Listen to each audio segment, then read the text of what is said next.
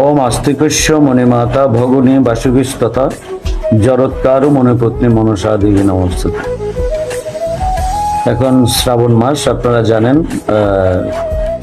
সনাতন ধর্মাবলম্বীরা ছাগল নিয়ে পাগল হয়ে গেছে। কিছু করার নেই, কারণ এখন পাল্টাপুতি বেশি হচ্ছে। মনসা চন্দ্রদেবের দ্বারা দেওয়া হচ্ছে, বিভিন্ন দ্বারা নিয়ে আমরা বিভিন্ন কিছু শ্রবণ করছি। আসলে সঠিক তথ্য উপাত্ত কি সেটা আমরা নিজেরাও জানলেও অনেকেই না জানার ভান করছি। এক কথায় বলি প্রথা এটা আদৌ আছে কিনা সেই বিষয়ে একটু কথা বলবো। সেটা হচ্ছে, মনে করুন কাউকে জিজ্ঞেস করলাম আপনি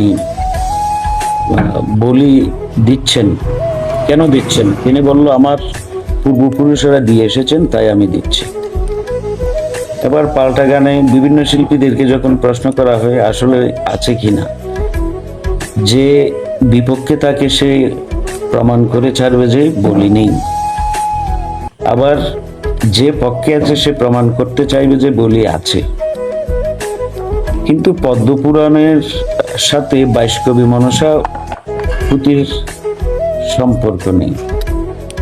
পদ্মপুরাণ 1418 পুরাণের আরেকটি পুরাণের নাম হচ্ছে পদ্মপুরাণ।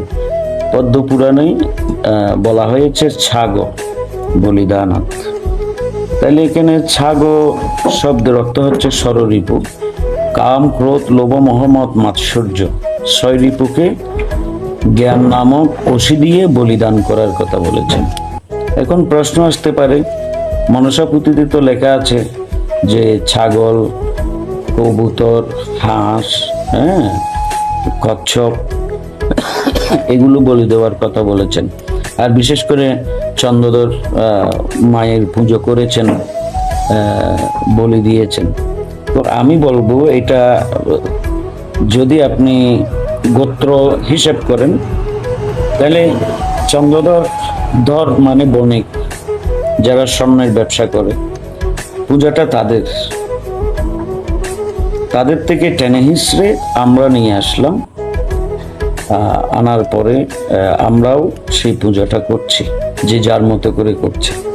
আসলে মূল কথা হচ্ছে মনসা দেবী সন্তুষ্ট হয় চম্পা কলা আর দুগ্ধ, এই দুটো জিনিস পেলে তিনি সন্তুষ্ট। তিনি পরম বৈষ্ণবী, শিবকন্যা। এখন কথা হচ্ছে, তাহলে আমরা যারা ফাঁটা বলে দিচ্ছি উৎসর্গ করছে মা মনসার নাম। এখন মা মনসার তিনি যদি বৈষ্ণবী হয় তিনি তো রক্ত পান করবেন না। সুতরাং এখন যে ধর্ম আমরা যে যতই বলি, যে নিজ থেকে আমাদের গুরুদেব শ্রীমৎ স্বামী হরিয়ানন্দ অবধূত বলতেন যে বাবা, কাউকে জোর করে সাধু করা যায় না, কাউকে জোর করে ভালো পথে আনা যায় না। সে যতক্ষণ নিজে নিজে বুঝতে পারবে না কোনটা ভালো দিক কোনটা মন্দ দিক। সুতরাং আমাদের মুখ্য উদ্দেশ্য হচ্ছে ঈশ্বর লাভ। যদি বলেন যে আপনি 30 দিন এক নাগারে ধ্যান করুন, ওমকার সাধনা করুন, মেরুদণ্ড সোজা করে 30 দিন ধ্যানে রত থাকুন, কেউ থাকবে না, কেউ করবে না। কারণ ওইখানে খাবার কোনো সিস্টেম নেই, সেখানে আহার আছে শুধু আমাদের রসনার রস, মানে জিহ্বার রস। আর মনসা পুজোতে বা বিভিন্ন পুজোতে যেখানে ছাগল বলিদান করা হয় সেখানে দেখবেন ভক্তের অভাব থাকবে না, কারণ সেখানে খাবারের ব্যবস্থা আছে। সুতরাং অযথা আমরা এটা নিয়ে বাড়াবাড়ি না করে, কেউ বলছে আছে কেউ বলছে নেই, এদিকে না গিয়ে নিজের বিবেককে বিশ্লেষণ করুন, বিবেক খাটান। আর এই বলিটা শুধুমাত্র আমাদের চট্টগ্রাম ব্যতীত অন্য কোথাও নেই, কিন্তু ভারতবর্ষে